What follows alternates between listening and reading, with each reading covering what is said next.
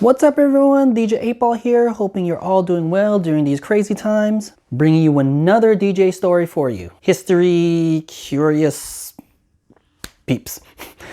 So I know a lot of you know me from primarily my Don't Stop the Rock routine, and I did put out a video detailing the history on that, but while I was on the phone with a buddy of mine, DJ eHash, thanks for animating my logo by the way, he commented saying he knows me more by my Iron Man routine. And I thought, oh, that's kind of interesting of him to say.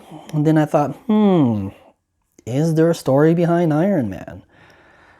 What made me think of it? Inspiration? When did I first perform it in public? You know, I wish there was this long story behind it, but I really can't say much to it. Or at least there isn't much to say as there was for Don't Stop the Rock. Tell you what, I'm not entirely sure how interesting this can make it, but to give you something cute to look at, besides me, we have a special guest to distract you in case my explanation isn't as cool as the Don't Stop the Rock one. Okay? Maybe there is some detail that will unfold through me talking about it. So as most of you know, the Iron Man routine was done at the 1993 New Music Seminar in the second round versus DJ Yoshi, and that was a guy that I studied rather intensively, to say the least. I'll probably go through a whole round by round history of my accounts and my thoughts regarding that battle as well, so look out for that in the near future hopefully. But did I ever perform the Iron Man routine in public before that battle, like I did with Don't Stop the Rock?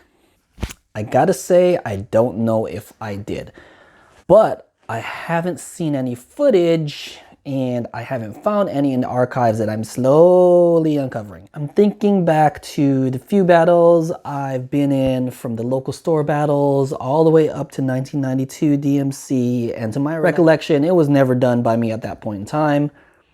I do remember another DJ at the local Manor Music Battle that did the Iron Man as well, but he did that after I showed it at seminar. And I clearly remember the DJ playing it. Hubert was there. He turned around, he looked at me. He's like, oh, haha, he got you, Caesar, he got you. So what went into the inspiration of it?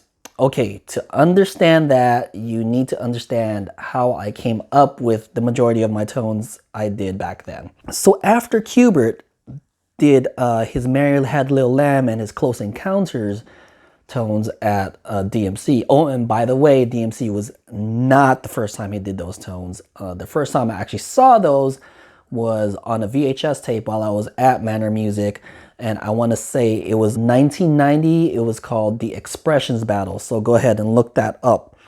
Anyways, after he did his tones at DMC, there were a lot of battle records being released left and right. And a good number of the battle records started releasing tones with them. And we're talking different pitches and sounds and whatever. That included guitar riffs. Now, the way I approach the creation of a tone was primarily through taking the battle record and basically just messing around with the pitch and the 3345 button. I didn't have something in mind beforehand. I would just basically just screw around with the various speeds. A sound would ring a bell with me.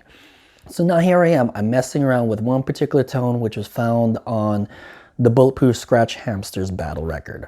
That one had the guitar riff. And oh yeah, also, these tones sometimes were in the middle of the record. The track was in the middle, so they weren't endless. Remember, we're using pure vinyl. There's no digital back then.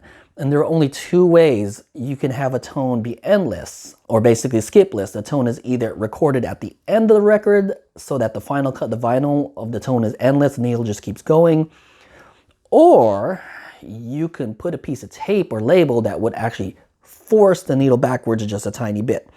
And this was needed if the tone track was somewhere in the middle of the record.